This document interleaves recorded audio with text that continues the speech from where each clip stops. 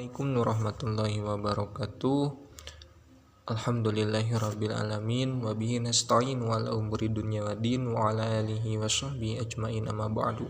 Pertama-tama yang paling utama marilah kita panjatkan puja-puji beserta syukur kehadirat Allah Subhanahu wa taala yang mana atas segala nikmatnya kita bisa berkumpul pada forum diskusi kali ini. Salawat serta salam semoga tetap tercurah limpahkan kepada junjungan kita yakni Nabi besar Muhammad sallallahu alaihi wasallam, kepada keluarganya, kepada sahabatnya, dan tak lupa juga sampai kepada kita selaku umatnya yang senang tiasa mengikuti ajarannya. Bapak dosen yang terhormat pada matkul pembelajaran Al-Quran Hadis yaitu Bapak Ceceng Salamuddin MAG yang saya hormati, teman-teman yang saya hormati, pada diskusi kali ini saya Firdan Mutakin sebagai moderator, lalu ada saudari Lia yang akan menjelaskan tentang materi pembelajaran Al-Quran Hadis, lalu ada silabus pembelajaran Al-Quran Hadis yang akan disampaikan oleh saudari Ai dan saudara Fikri Firdaus Alamsah, lalu RPP pembelajaran Al-Quran Hadis yang akan disampaikan oleh saudari Angelina, dan terakhir adalah proses pembelajaran Al-Quran Hadis yang akan disampaikan oleh Gina Valentina dan Sri Anggun Pangastuti. Saya persilahkan kepada seluruh pemateri untuk menyampaikan materinya. Untuk pemateri yang pertama yaitu saudari Lia, saya persilahkan. Baik, di sini saya akan menjelaskan tentang materi pembelajaran Al-Quran Hadis kelas 9 MTS dan 12 MA semester 1 dan 2. Sebelumnya saya akan menjelaskan terlebih dahulu apa itu materi pembelajaran. Materi pembelajaran menurut Syekhul Bahri Zamarah yaitu substansi yang akan disampaikan dalam proses belajar mengajar. Tanpa materi pembelajaran, proses belajar mengajar tidak akan berjalan. Materi pembelajaran disusun secara sistematis dengan mengikuti prinsip psikologis.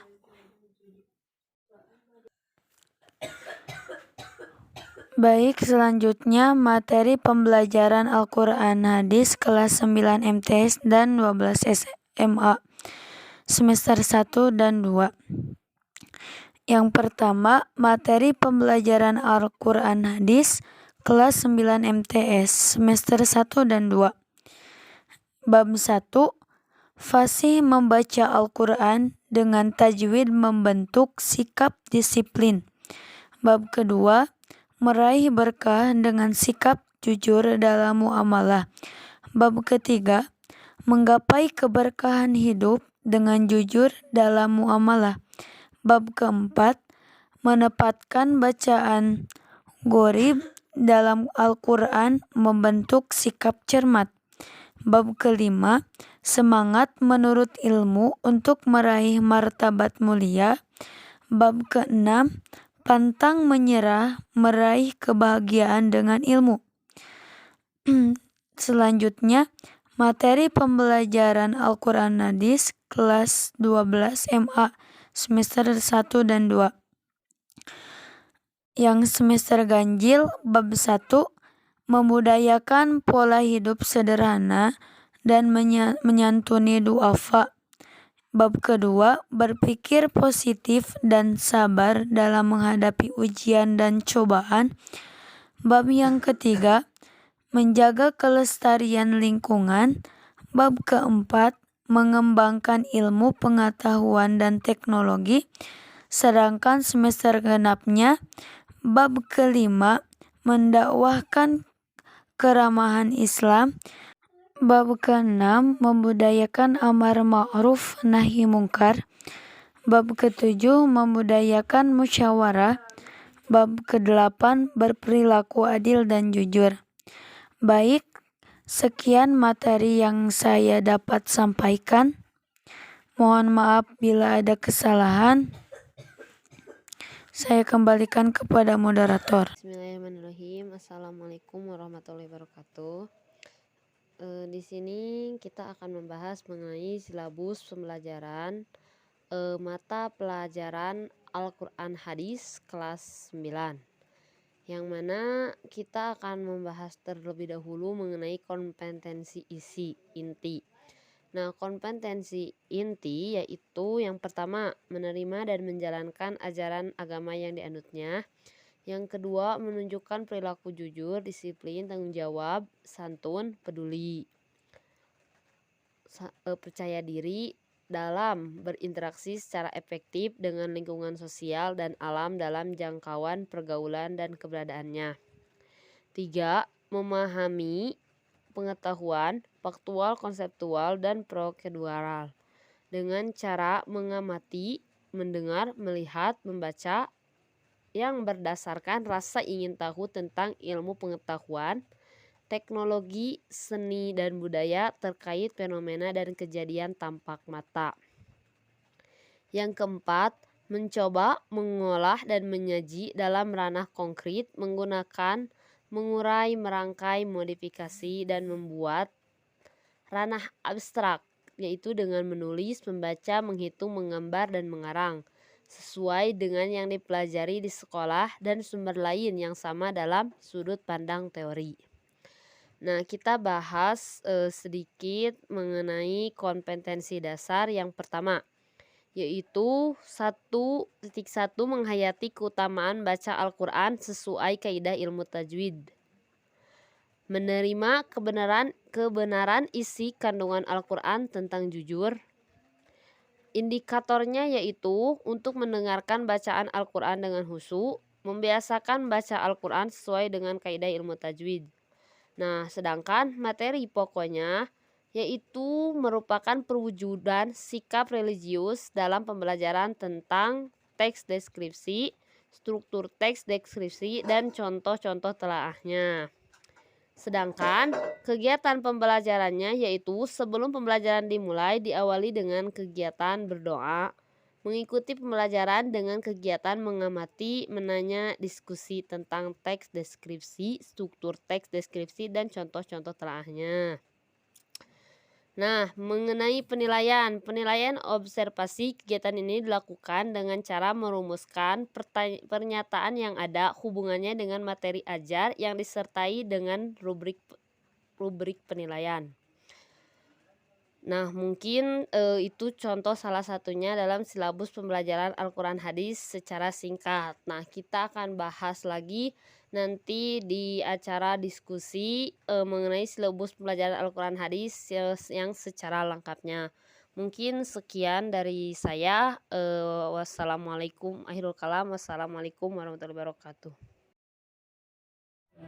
Terima kasih kepada moderator yang telah memberikan saya waktu untuk menjelaskan materi yang selanjutnya, yaitu mengenai silabus pembelajaran Al-Quran Hadis kelas 12 di Madrasah Aliyah semester 1 dan 2. Sebelumnya teman-teman semuanya mungkin pernah mendengar dengan yang dinamakan silabus. Ya, silabus itu adalah rencana pembelajaran pada suatu atau kelompok mata pelajaran atau tema tertentu yang mencangkup standar kompetensi dasar atau KD, materi pokok atau pembelajaran, kegiatan pembelajaran, indikator pencapaian kompetensi untuk penilaian, alokasi waktu, dan sumber belajar. Kurang lebih silabus ini sebagai bahan pokok dalam suatu pembelajaran. Lalu teman-teman mungkin bertanya, apa saja komponen silabus? Nah, di sini komponen silabus ada beberapa komponen mungkin yang terbagi di beberapa poin.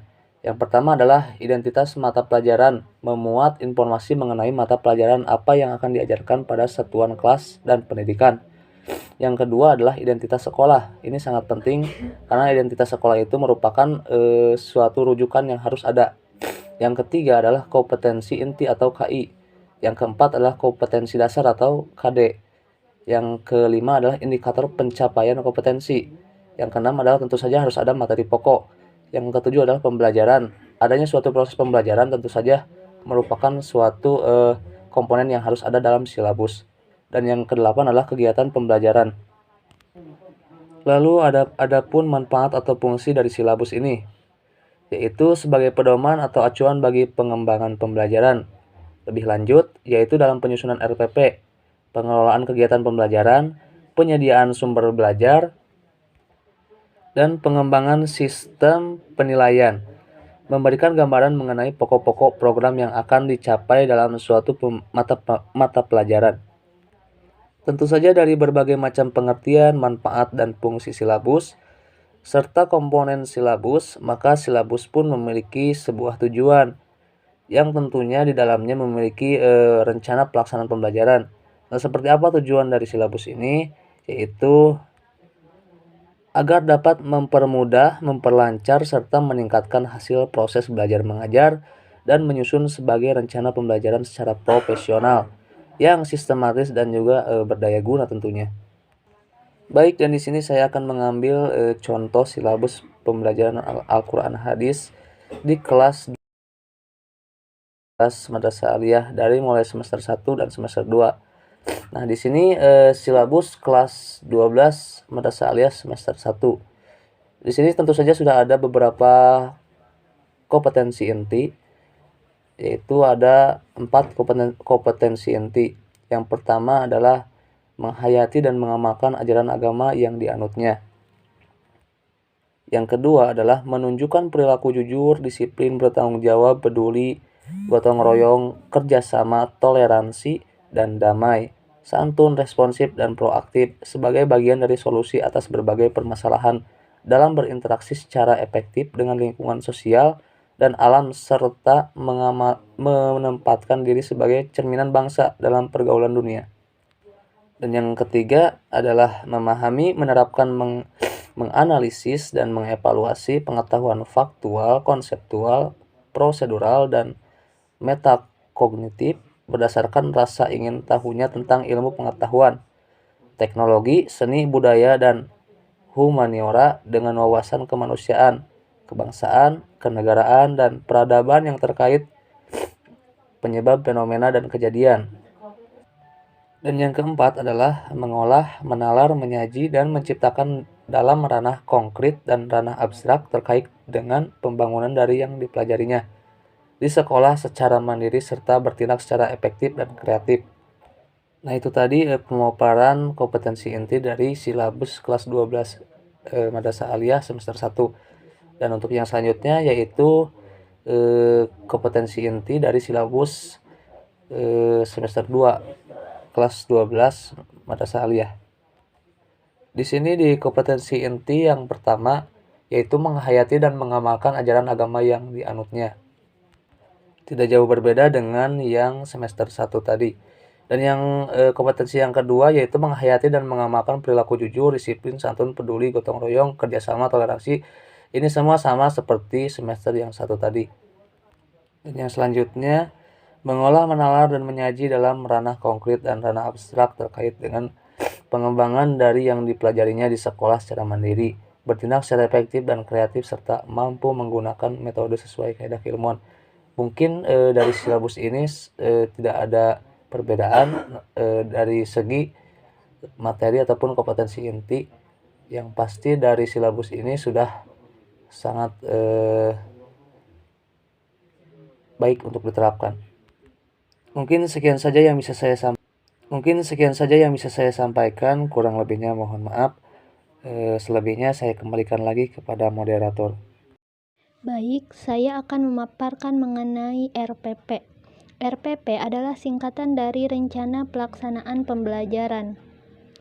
RPP adalah rencana pembelajaran yang dikembangkan secara rinci dari suatu materi pokok atau tema tertentu yang mengacu pada silabus.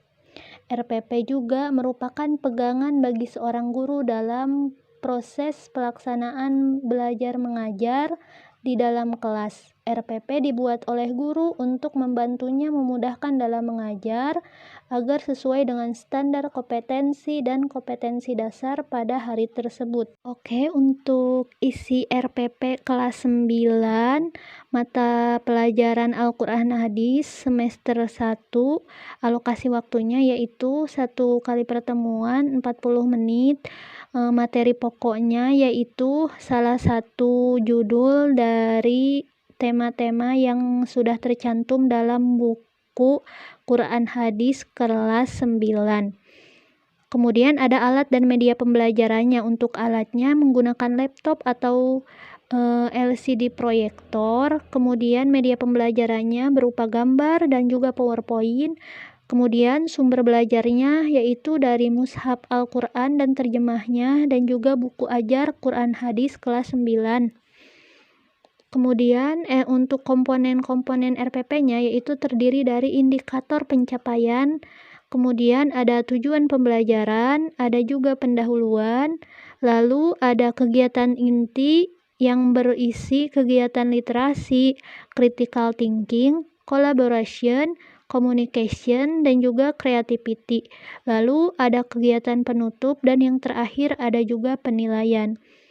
Kemudian untuk RPP yang kelas 12 MA-nya tidak jauh berbeda ya, hampir sama dengan RPP kelas 9 MTS, hanya saja yang membedakannya yaitu pada materi pokok dan juga submaterinya dan juga pada alokasi waktunya. Nah, kalau alokasi waktu di MA kelas 12 yaitu 45 menit. Kemudian ada komponen-komponen RPP yang terdapat dalam RPP MA yaitu yang pertama ada tujuan, yang kedua ada langkah-langkah pembelajaran yang berisi media dan juga alat atau bahan. Media yang digunakan pada RPP kelas 12 MA mata pelajaran Quran Hadis yaitu lembar kerja siswa, lembar penilaian, LCD proyektor atau PPT, dan alat atau bahannya yaitu ada papan tulis, laptop, dan juga infocus. Kemudian komponen yang berikutnya ada pendahuluan, lalu ada kegiatan inti yang terdiri dari kegiatan literasi, critical thinking, collaboration, communication, creativity, dan ada juga komponen penutup dan yang terakhir yaitu penilaian. Mungkin sekian pemaparan materi dari saya mengenai RPP. Saya kembalikan lagi kepada moderator. Terima kasih. Baik, selanjutnya itu tentang materi pendekatan pembelajaran untuk kelas 9 MTS dan 12 MA, yaitu pendekatan individual. Pendekatan ini adalah pendekatan yang dilakukan dalam proses pembelajaran siswa mempunyai kemampuan yang berbeda-beda dalam memahami sebuah materi pembelajaran. Yang kedua, pendekatan kelompok. Pendekatan ini merupakan salah satu pendekatan untuk mengatasi permasalahan yang terjadi dalam kelompok. Pendekatan kelompok sangat diperlukan untuk meningkatkan keaktifan dan mengembangkan kreativitas anak. Ketiga, pendekatan pembiasaan. Pembiasaan adalah satu tingkah tertentu yang sifatnya otomatis tanpa direncanakan terlebih dahulu dan berlaku begitu saja tanpa dipikirkan lagi. Materi pelajaran Kurdis yang memerlukan pembiasaan seperti materi bacaan surah pendek seperti sebelum memulai pembelajaran, sebelum masuk kelas, sebelum pulang, atau membuat hari spesial menghafal Al-Quran. Yang ketiga yaitu pendekatan emosional. Ialah usaha untuk menggugah perasaan dan emosi peserta didik dalam meyakini ajaran Islam, serta dapat merasakan mana yang baik dan mana yang buruk. Emosi berperan dalam membentuk kepribadian seseorang. Justru itulah pendekatan emosional dijadikan dalam pendidikan Islam. Yang terakhir, yang selanjutnya yaitu pendekatan pengalaman. Pendekatan pengalaman yaitu pemberian pengalaman keagamaan kepada peserta didik dalam rangka penanaman nilai-nilai keagamaan secara individual maupun kelompok. Yang terakhir yaitu pendekatan keagamaan adalah pendekatan yang memasukkan unsur-unsur agama dalam setiap mata pelajaran dan untuk menanamkan jiwa agama kepada dalam diri siswa. Misalnya guru dapat mengisikan pesan-pesan keagamaan untuk semua mata pelajaran. Yang kedua yaitu strategi pembelajaran, yaitu pendekatan ekspositori. Itu pendekatan ini menekankan pada penyampaian informasi yang disampaikan sumber belajar kepada warga belajar. Yang kedua, pendekatan inquiry ditunjukkan kepada cara belajar yang menggunakan cara menelaah atau pencarian terhadap suatu objek secara kritis dan analitis sehingga dapat membentuk pengalaman belajar yang bermakna. Yang terakhir yaitu pendekatan active knowledge sharing, yaitu aktif berbagi pengetahuan, merupakan strategi pembelajaran yang menekankan pada keaktifan siswa dalam mencari dan berbagi pengetahuan melalui adanya kerjasama untuk saling membantu menyelesaikan tugas atau pertanyaan. Saya akan melanjutkan pemaparan materi mengenai proses pembelajaran. Lalu di sini ada langkah pembelajaran Al-Quran Hadis untuk kelas 9 MTS dan 12 MA.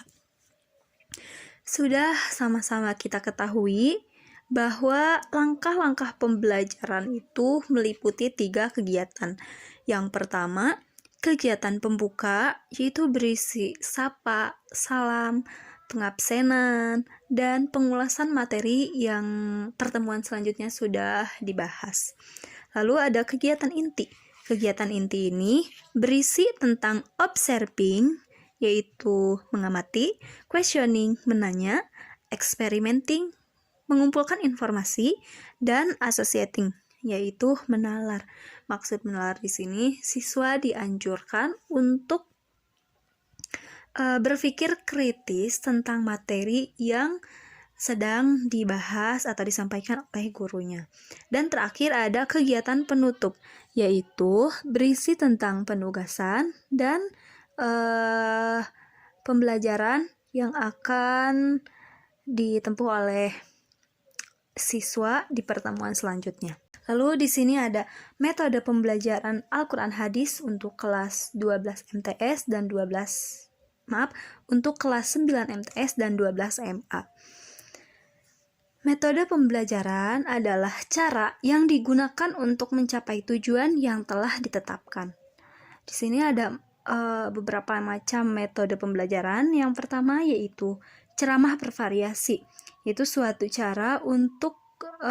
cara penyampaian informasi atau materi pelajaran melalui penuturan secara lisan dan divariasikan dengan tanya jawab dan lain sebagainya. Lalu ada metode tanya jawab. Metode tanya jawab ini, guru memberikan pertanyaan yang harus dijawab oleh siswa secara langsung. 3. Metode diskusi, yaitu guru bersama peserta didik mencari jalan pemecahan atas persoalan yang sedang dihadapi terkait materi yang sedang disampaikan oleh guru. Keempat, ada metode simulasi. Maksudnya berpura-pura atau berbuat seolah-olah. Metode ini bisa digunakan ketika materi yang sedang dipelajari itu adalah materi yang berkaitan dengan sejarah, agar siswa paham secara langsung tentang sejarah yang sedang dipelajari. Selanjutnya ada metode demonstrasi atau eksperimen. Maksudnya, guru memberikan penjelasan lisan disertai dengan perbuatan. Lalu guru tersebut menunjuk siswa untuk memperagakan apa yang telah disampaikan. Selanjutnya, metode kerja kelompok. Lalu, metode problem solving, yaitu pemecahan masalah. Metode ini tidak jauh beda dengan metode diskusi, karena guru dan peserta didik sama-sama mencari jalan atau pemecahan atas persoalan yang sedang dihadapi. Kedelapan, ada metode karya wisata atau widya wisata atau studi wisata. Maksudnya, guru membawa peserta didik kepada objek yang sedang dipelajari. Dan terakhir ada metode suri tauladan, yaitu guru memberikan contoh dalam perbuatan atau perkataan yang berkaitan dengan materi yang sedang disampaikan. Untuk proses pembelajaran, terakhir ada media pembelajaran Al-Quran Hadis untuk kelas 9 MTS dan kelas 12 MA. Di sini ada 5 macam media pembelajaran. Yang pertama, media visual. Media visual ini adalah media yang menggunakan indera penglihatan, seperti cetakan, lukisan, foto, dan lain sebagainya. Selanjutnya ada media auditif. Berbeda dengan media yang pertama, yaitu media visual, media auditif ini menggunakan indera pendengaran. Contohnya seperti belajar dari radio, kaset tidak bergambar, dan lain sebagainya. Selanjutnya, ada media audiovisual. Media audiovisual ini menggunakan indera pendengaran dan penglihatan. Contohnya seperti film, televisi, short, long video, dan lain sebagainya. Selanjutnya ada media cetakan. Media cetakan seperti buku teks, pamflet, foto, lukisan, dan lain sebagainya. Media cetakan ini hampir sama dengan media visual, yaitu sama-sama menggunakan penglihatan. Bedanya, media cetak ini yaitu media yang langsung dicetak, yang langsung ada bukti fisiknya, maksudnya begitu. Terus terakhir, ada media berbasis komputer. Maksudnya, komputer sebagai perantara untuk menyampaikan informasi atau materi yang sedang dipelajari kepada peserta didik. Setelah saya paparkan terkait media pembelajaran, lalu metode pembelajaran, dan langkah-langkah pembelajaran, teman-teman bisa memakai ketiga hal tersebut sesuai dengan karakteristik peserta didiknya. Kalau untuk langkah-langkah, itu ketiga hal tersebut pasti digunakan dalam pembelajaran. Untuk metode pembelajaran kelas 9 MTS, kami merekomendasikan metode diskusi, metode simulasi, metode karya wisata, dan metode kerja kelompok. Untuk kelas 12 MA, menurut kami yang paling cocok digunakan yaitu metode diskusi, metode demonstrasi atau eksperimen, metode problem solving, dan metode karya wisata. Karena kelas 12 itu kan akan beranjak pada pendidikan yang selanjutnya, yaitu perguruan tinggi. Jadi kelas 12 harus dilatih penalarannya. Untuk media pembelajaran, teman-teman bisa memakai kelima macam media pembelajaran tersebut, karena pemakaian media pembelajaran ini bersifat kondisional, yaitu mencocokkan sesuai dengan keadaan peserta didik tersebut. Terima kasih. Wassalamualaikum warahmatullahi wabarakatuh. Ya, terima kasih kepada seluruh pemateri yang telah menyampaikan materinya dari 1 sampai awal. Semoga ada manfaatnya bagi teman-teman semua yang mendengarkan. Billahi taufiq wal hidayah, wallahul muwaffiq ila aqwamit thoriq. Wassalamualaikum warahmatullahi wabarakatuh.